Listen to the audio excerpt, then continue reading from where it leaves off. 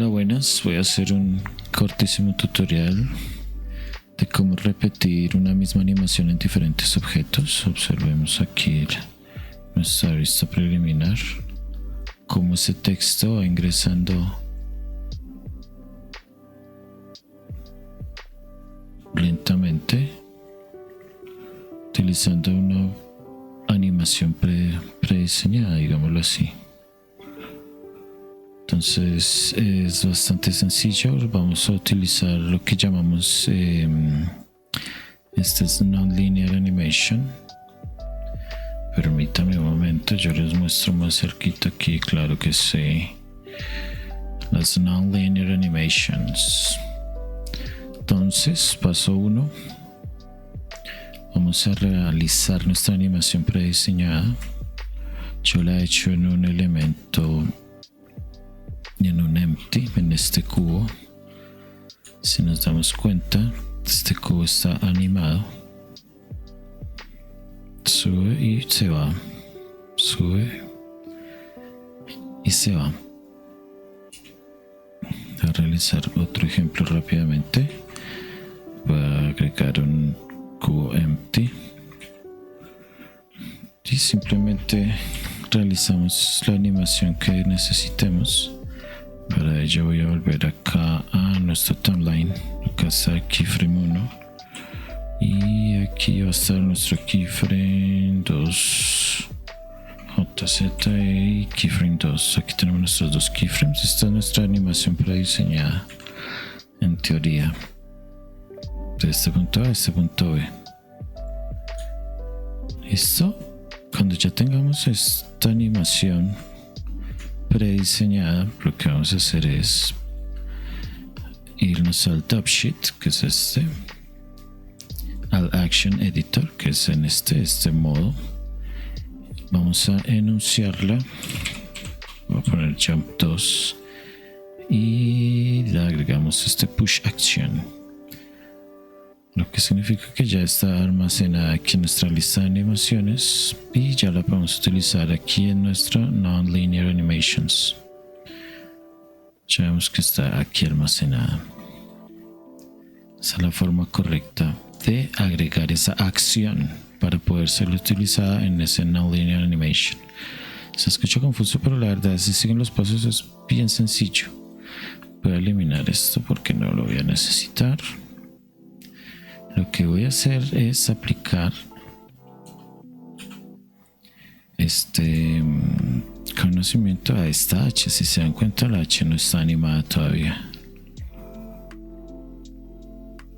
Entonces vamos a nuestra non-linear animation. Yo tengo activo este parámetro que nos permite solo ver lo que está seleccionado. Si yo selecciono la S, observamos que me aparecen las características de animación de esa S. Si yo presiono la H, como no tiene nada, pues no me muestra nada.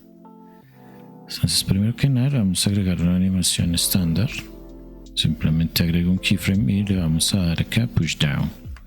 Ya tenemos el track, digamos, de la posición donde se ubica la H. Ok, ahora le vamos a agregar este track adopt selected, que es este NIA track. Si no lo encuentran, está aquí, a tracks adopt selected. Yo lo tengo en mis quick favorites, correcto. Y ahora le vamos a agregar en este NIA track un action strip, que es el jump 1. Acá está el jump 2 que habíamos creado anteriormente, si se acuerdan. El jump A1, este jump 1 ya nos aparece en nuestra línea, pero ¿qué pasa? Si se dan cuenta, no me aparece correctamente donde se encontraba antes. Esto pasa porque debemos aquí en el blending cambiarlo por combinar. Observen que ahí ya aparece correctamente, pero aquí ¿qué pasa? Que no se anima como secuencialmente con el resto de la animación, ¿no? Esto es muy sencillo. Simplemente seleccionamos este track, nuestra animación, nuestro strip, lo corremos hacia atrás un poquillo. amarillo un poquito para que entre después de la A, ¿no? De la S, perdón. Ahí ya aparece correctamente. O pues con la intención que yo quiero, ¿no? De hecho, creo que necesita irse un frame más atrás. Observamos que se va el tiempo con la H. Entonces vuelvo y selecciono y ahí va un frame más atrás. De esta forma podemos reutilizar esta misma animación del jump versión 1. Pueden hacer diferentes versiones, etc. Con este non-linear animation.